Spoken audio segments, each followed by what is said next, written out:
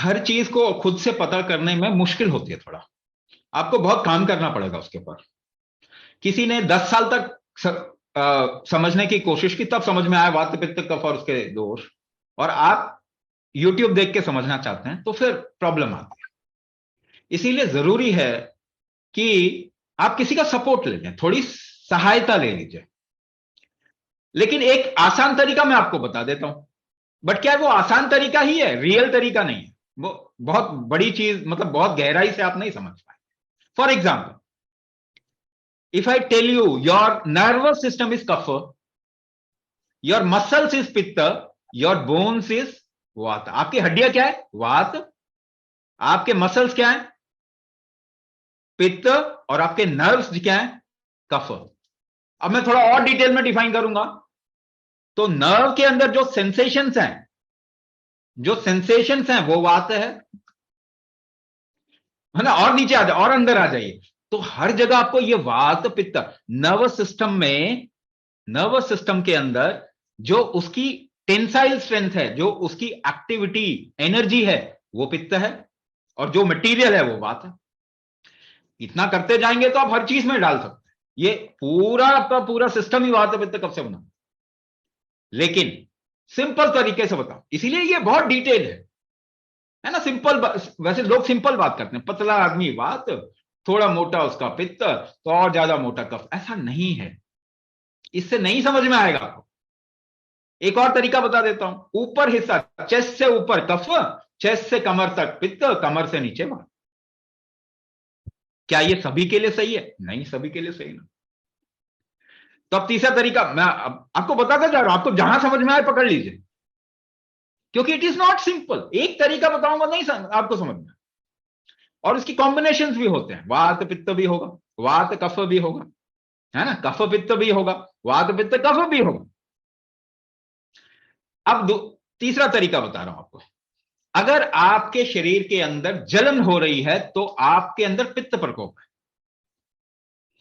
अगर आपके शरीर के अंदर ठंडक लग रही है, ड्राइनेस फील हो रहा है, तो वात प्रकोप।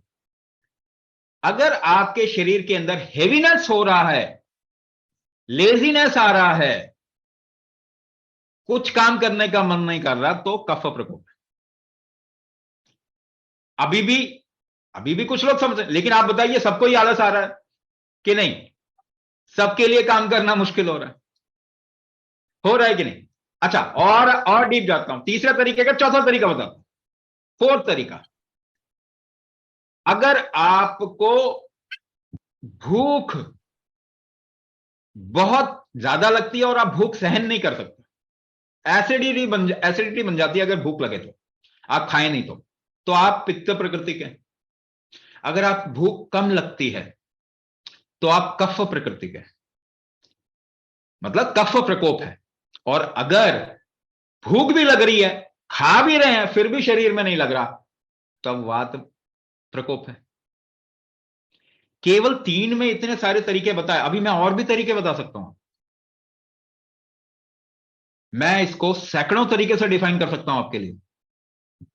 अभी 3 ही बोला, अब मैंने बताया एक्चुअली कितने हैं, 7 हैं। और डिटेल में जाना है तो वो 7 में भी और निकाल सकते हैं। पर इतना ज्ञान लेके कहां जाएंगे आप, ये बता दीजिए। सारा का सारा गूगल सिर में डाल लेंगे ना तो भी आराम नहीं मिलेगा। सारी की सारी पढ़ाई करने के बाद में एक स्माइल, खुशी लाने के लिए थोड़ा सा डांस करना पड़ता है, ये सो नो। थोड़ा सा सेलिब्रेट कर लेंगे तो खुशी मिल जाती है, और 50 साल पढ़ाई करेंगे तब भी वो खुशी नहीं आ पाती। So how much you can know about this body, how much you can know about this body? Not more than 1%. With all the information, how much allopathy knows about this body? Not even 1%. They don't know why diabetes happens. They don't know why blood pressure happens and what is blood pressure. They don't know why thyroid happens. They don't know why cancer happens. They don't know why arthritis happens. They don't know why rheumatoid happens. They don't know why Parkinson happens. मुझे बता दीजिए। if you don't know something and you're giving treatment, are you doing a good thing or a bad thing?